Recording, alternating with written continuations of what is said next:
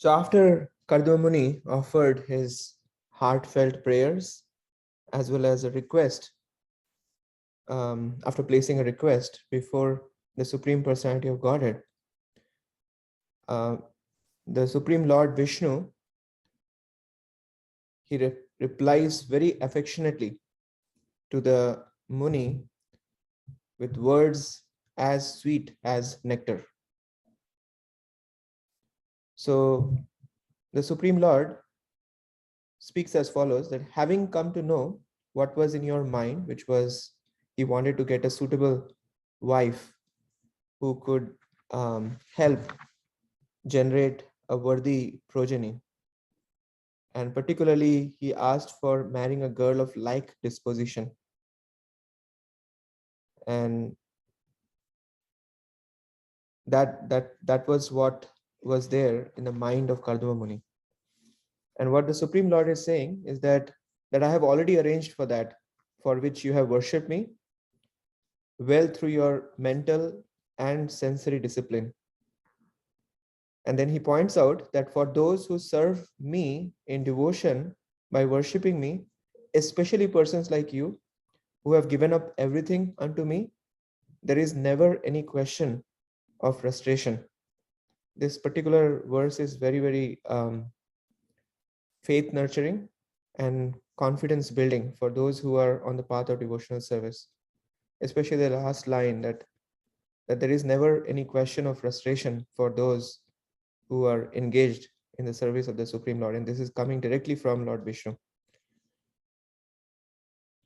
And Prabhupada writes in the 23rd verse purport that Krishna never disappoints a sincere devotee, regardless of what he wants, but he never allows anything which will be detrimental to the individual's devotional service. So this is the way Krishna acts within the life of a devotee. So when we attempt to fulfill our desires independently, that's when we become enamored and entangled within the illusory energy of Krishna.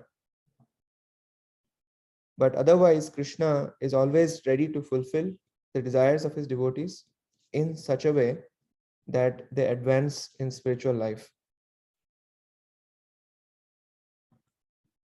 So therefore, we can say that it is not necessary to worship the Supreme Lord to invoke his mercy and cooperation in fulfilling our needs.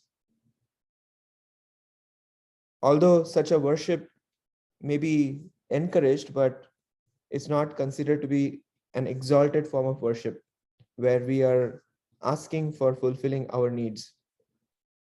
And that's because even if a devotional service is materially motivated, eventually one would lead towards complete purity.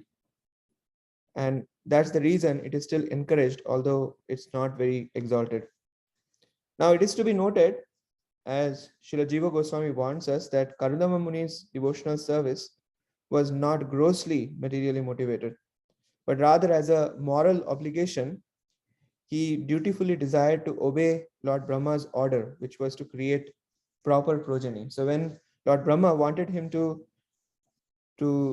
generate offspring, the idea is not to just generate offspring like cats and dogs, but to generate qualified descendants. And therefore, naturally, as a part of the service of generating qualified descendants, the austerity comes with that package. And therefore, Kadma Muni was very serious about getting a proper wife and then going through the proper austerity in order to create the progeny. So everything needs sacrifice in the Vedic system. So that's the point. And so at this point, we can see that the Lord was really pleased by Kardama Muni's offering of his prescribed duties, and the pleasure of the Lord is expressed by the shedding of tear of delight upon seeing the sage. And then And that tear of delight is what produced the Bindu Sarovar. And then the Supreme Lord, after pointing out that he has already arranged for what he is looking for, then he makes a number of predictions. He says that the day after tomorrow, that celebrated emperor who is expert in religious activities will come here with his queen Shatarupa, referring to Swayambhuva Manu, wishing to see you. He has a grown-up daughter whose eyes are black. She is ready for marriage, and she has good character and all good qualities. And she is also searching for a good husband. So therefore, her parents will come to see you, who are exactly suitable for her, just to deliver their daughter as your wife. And then the Supreme Lord goes on to say that just the type you had been thinking of in your heart for all these long years. So this particular section has got innumerable number of messages from Srila Prabhupada on how to properly conduct one's household life or Krishna conscious married life. So I can just give you like a table of content, and then you can read on your own later on. So 27th verse purport, Prabhupada talks about different varieties of points relating to arranged marriages. In verse number 28 purport, Prabhupada talks about the importance of Krishna's grace for attaining a good marriage partner. Then we have already seen in the 11th verse, Prabhupada had talked about the difference between Grihamedi and Grihastha life. And then verse number 15, Srila Prabhupada talks about the deciding factors in choosing a suitable wife. Then in the 19th verse purport, Prabhupada talks about the importance of begetting children for serving the Supreme Lord Vishnu. So these are some of the very wonderful purports if one wants to develop good qualities to lead a successful Grihastha life. Just for a sampling, I will read maybe one of the purports. So Prabhupada writes in the 28th purport, which was about just the type you have been thinking of in your heart for these long years. Prabhupada is writing that only by God's grace one can one get a nice wife just as he desires. Similarly, it is only by God's grace that a girl gets a husband suitable to her heart.